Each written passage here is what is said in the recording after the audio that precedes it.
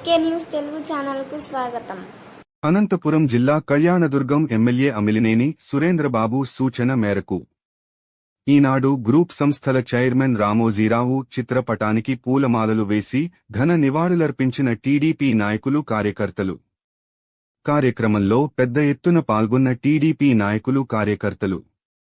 TDP senior నాయకులు మాట్లాడుతూ ఆయన తెలుగు రాష్ట్రాలకు అందించిన సేవలు వెలకట్టలేనివి. పత్రికా రంగానికి, మీడియాకు ఖ్యాతి తెచ్చిన వ్యక్తి రామోజీరావు.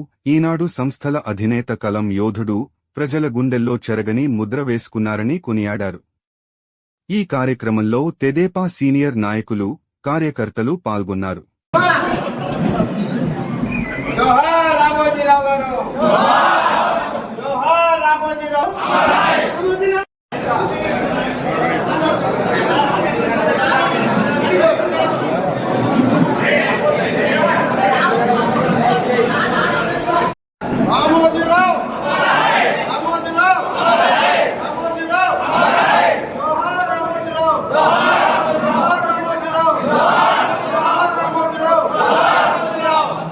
ఈరోజు ఈనాడు అధినేత రామోజీరావు గారు చనిపోవడం చాలా బాధాకరం.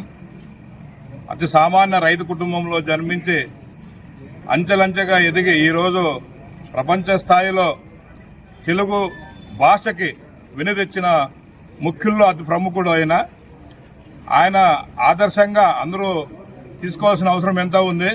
ఎందుకంటే చిన్న రైతు కుటుంబంలో పుట్టి ఫస్ట్ చిట్ ఫండ్ సంస్థను స్థాపించి దాని ద్వారా అనేక ఫ్యాక్టరీలు, అన్ని ఇండస్ట్రీస్ పెట్టి ఎంతో మందికి ఉపాధి కల్పించి అందరూ కూడా దాదాపు 1000 మంది ఆయన ద్వారా జీవనం గడుపుతున్నారంటే అందుకు ఆయన నిదర్శనం.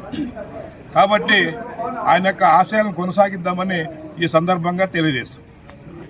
పెద్దలు రామోజీరావు గారు చనిపోవడం చాలా విచారించవలసిన విషయం. వాళ్ళ ఆత్మకు శాంతి కలగాలని మనం అందరూ కోరుకుంటున్నాం. మరి 1974లో ఈనాడు పత్రిక స్థాపించినప్పటి నుంచి ఎన్నో విజయాలను ఆయన అందుకుని మరి వాళ్ళ ప్రజాస్వామ్యాన్ని కాపాడడానికి, పత్రికా విలువలు కాపాడడానికి, రాజకీయాల్లో నూతన ఒరవడిని స్థాపించడానికి కృషి చేసినటువంటి రామోజీరావు గారు ఇవాళ లేకపోవడం చాలా బాధాకరం. 1983లో ఎన్టీ రామారావు గారు తెలుగుదేశం పార్టీ పెట్టినప్పుడు కాంగ్రెస్ పార్టీకి వ్యతిరేకంగా జరిగిన ఉద్యమంలో కానీ, 84లో ఎన్టీ రామారావుని పదవీచ్యుతం చేసిన సందర్భంలో మళ్ళా జరిగిన ఉద్యమంలో కానీ మరి ఈనాడు ప్రముఖ పాత్ర పోషించింది. దాంట్లో రామోజీరావు గారు ఎనలేని కృషి చేశారు అనేది అందరికీ తెలిసిన విషయమే.